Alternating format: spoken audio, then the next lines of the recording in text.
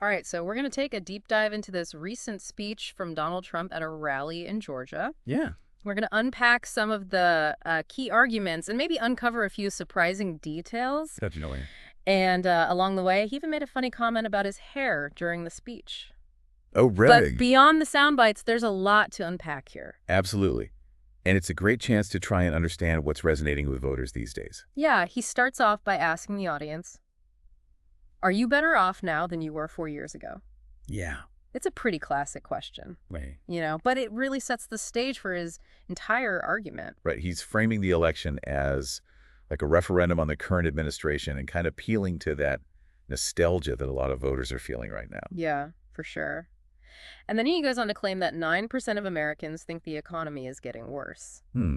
What do you think of that statistic? Is it accurate? Is it misleading? Well, statistics can be tricky. Yeah. It's always important to look at the source and how it was calculated. Right. Well, I think it's pretty clear that economic anxiety is real for a lot of Americans. That 9% figure might not represent the whole picture. Yeah, we need more information. Exactly. We need to kind of dig deeper into the data to see how that number was actually calculated and what it's really telling us. For sure. And then he drops this number, $30,000. Oh, wow.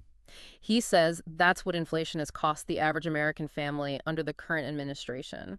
It's a very powerful claim because it connects directly with people's wallets.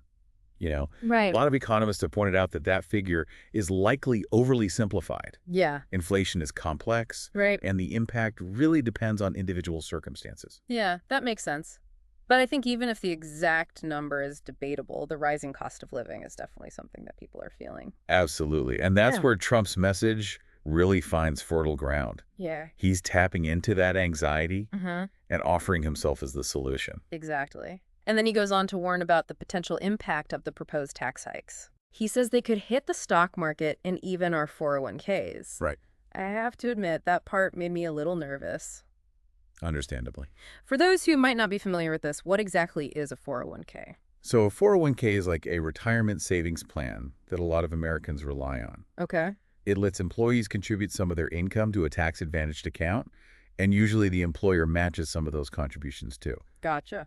So when someone like Trump talks about threats to 401ks, it can be really anxiety-inducing, Yeah, it definitely makes the issue feel more personal. especially for those who are close to retirement. Right. And then he talks about the death tax, which I'll admit I don't fully understand. So the death tax is a term that conservatives often use to refer to the estate tax. Okay. It's a tax that's put on the transfer of property after somebody dies. Okay. And Trump uses this example of farmers potentially losing their farms because of this tax, which is a powerful image. Yeah. It definitely resonates with his base. It's a vivid image for sure. And then he starts talking about all these potential tax cuts. Right. Deductions on interest payments for cars, no tax on tips, no tax on overtime. Yeah, he's painting this picture of economic relief, trying to appeal to people who are feeling financially squeezed. Right. Whether these proposals would actually work or benefit people in the long run, Yeah. that's another question. That's a whole other discussion. Yeah. Let's move on to border security, because this is where things get really intense. Yeah. He starts off by saying the United States is now an occupied country. Wow. It's a pretty strong statement. Yeah, it evokes a sense of vulnerability and fear, Right. and it really taps into that us versus them mentality that always comes up when we talk about immigration. Yeah, for sure. Then he brings up this statistic about 325,000 missing children Wow. and directly connects this to open border policies. Yeah. It's a really alarming number. What's the reality behind that? It's so important to be careful with statistics like that. Well, there's no question that border security and the safety of unaccompanied minors are real issues. We need to understand the context behind those numbers. Yeah, how are these children classified as missing? Where is this data coming from? Right. It's important to separate fact from rhetoric, especially with such an emotionally charged topic. Absolutely. For sure. Yeah. And then he goes on to talk about his negotiations with the Mexican president about remain in Mexico. Yeah, He's showcasing his negotiating skills, he is. trying to present himself as someone who's tough on immigration. Yeah, that definitely resonates with voters who believe that the current border policies are too lenient. Right. And he spends a lot of time talking about migrant gangs. He does. Specifically mentioning Tren de Aragua, he claims that they are operating in Aurora, Colorado, and even Times Square in New York. Wow. It's pretty scary. Yeah, it is. He's trying to make the issue feel more real and immediate. Right. by naming places that people know he's bringing that threat closer to home. Yeah. And to really hammer home his point, he shares the story of Leakin Riley, a 22-year-old nursing student who was murdered by an illegal immigrant. It's such a tragic story. It is. And it really highlights the human cost of these really complex issues. Right. But I think it's important to remember that individual cases, while powerful, don't always represent the full picture. Right. We have to be careful about drawing broad conclusions from individual tragedies. Definitely. And then he lays out his solutions. Yeah. Talking about the largest deportation program in history, invoking the Alien Enemies Act of 1798, and even the death penalty for migrants who kill American citizens or law enforcement officers. These are very strong measures reflecting the escalation of his rhetoric on this issue. Right. He's really appealing to those who believe that drastic action is necessary to address what they see as a crisis. Yeah. And he concludes this section with a powerful declaration. Okay. He says, "We will not be invaded. We will not be occupied. We will not be conquered." It's a rallying cry meant to give his supporters a feeling of defiance and resolve. It's a powerful image for sure. And now for something completely different. He kind of takes this turn into health and wellness, which I have to admit I wasn't really expecting. Yeah. It's an interesting pivot. It is. It kind of shows his attempt to broaden his appeal by talking about things that resonate with more people. For sure. And he says, "We spend more money on healthcare than any other nation, but we have more chronic health problems also than any nation." It's a statement that a lot of Americans can relate to. It is healthcare costs and access are huge concerns. Yeah. And Trump is really tapping into that shared frustration. Right. And then he brings out Robert F. Kennedy Jr., who got a standing ovation at the rally. Wow. Kennedy Jr. is known for his work on trying to remove toxic chemicals from the food supply. That's a strategic move to bring in someone with credibility on this issue. Oh, right. It gives more weight to Trump's message. Yeah. And helps him connect with voters who might not normally agree with his views. For sure. He even asks the audience, "Don't you want a president who's going to get the chemicals out of our food?" Right. He's appealing directly to people's desire for safety and well-being, especially when it comes to their families. For sure. Okay, so we've talked about economic anxieties, border security fears, and even the surprising detour into health and wellness. What do you think all of this says about the anxieties and aspirations of the American public right now? You know, I think it shows a deep sense of unease and uncertainty. People are struggling with rising costs, concerned about security, and really looking for leaders who can offer solutions and stability. Yeah, it seems like people are really looking for someone to address these complex problems. Exactly, and that's where someone like Trump can capitalize on those feelings. Yeah. He presents himself as a strong leader, someone who isn't afraid to take on tough challenges and offer those bold solutions. Right, and we definitely see that in his approach to immigration. Yeah. He's not backing down from those strong stances. Right, and that really resonates with a certain part of the voters. But it also raises concerns about the potential consequences of those policies. Yes, definitely. But it also raises concerns about what could happen if those policies were put into place. Right, I'm thinking about his idea to use the Alien Enemies Act of 1798. I've heard of it, but could you explain it for our listeners who might not know what it is? Sure. So the Alien Enemies Act is a law that gives the president a lot of power to detain or deport non-citizens during times of war. Okay. It's definitely controversial. Yeah. And using it in this context raises serious questions about civil liberties and due process. Right, it feels like a pretty extreme measure. Yeah. And then he goes even further. He proposes the death penalty for migrants who kill American citizens or law enforcement officers. That's another really controversial proposal. Yeah. It plays on those deep fears about crime and safety, Yeah. but it also brings up ethical and legal questions about capital punishment. Right. Okay, so we've talked about the economy, border security, and even health and wellness. Let's talk about the political landscape. Now, Trump doesn't hold back when he criticizes his opponents. No, he doesn't. He uses some pretty strong language, especially when he talks about Kamala Harris. He calls her an international joke and a low IQ individual. That's harsh. Do you think that kind of talk is effective, or does it hurt him in the end? It's tough to say.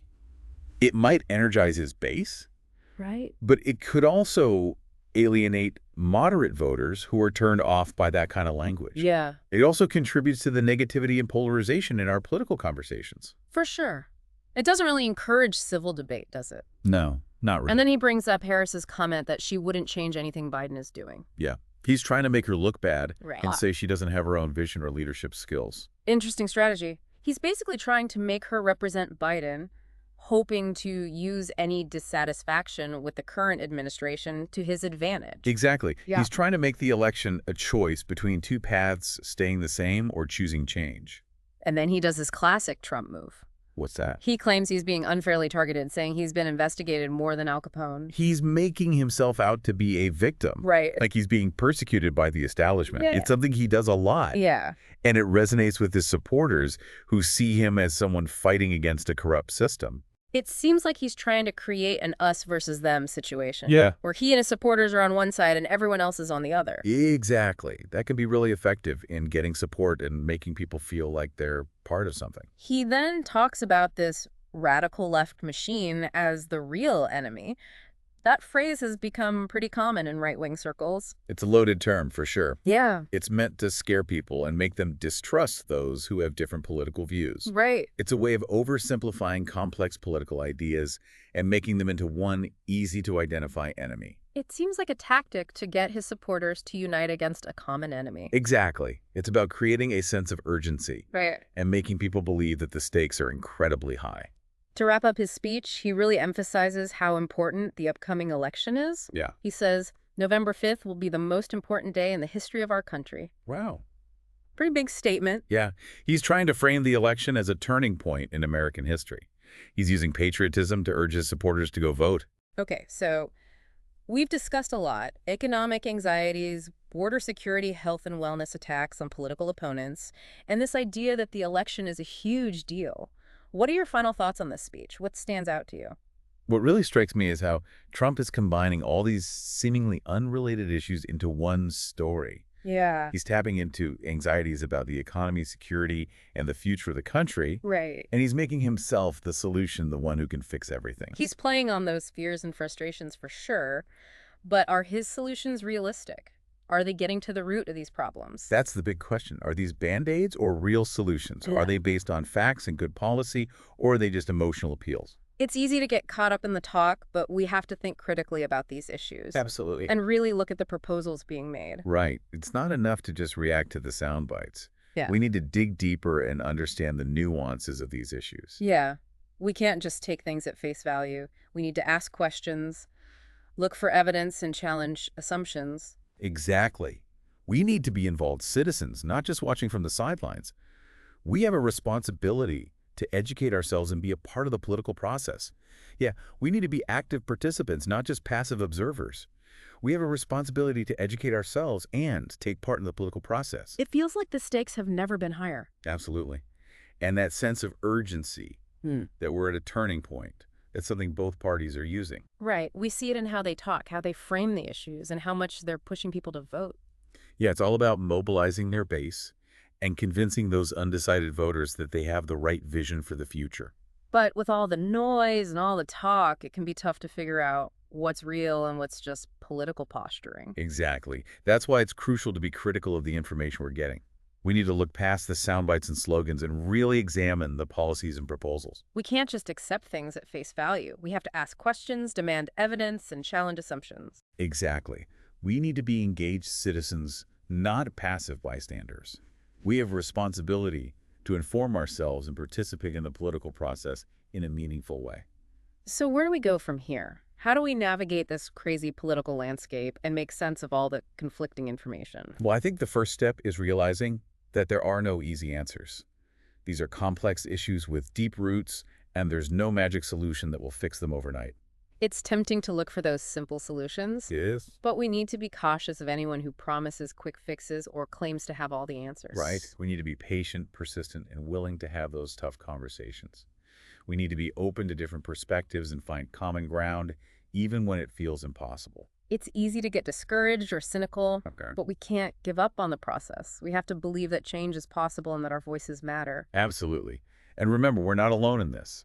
There are so many people and organizations working to tackle these challenges and build a better future.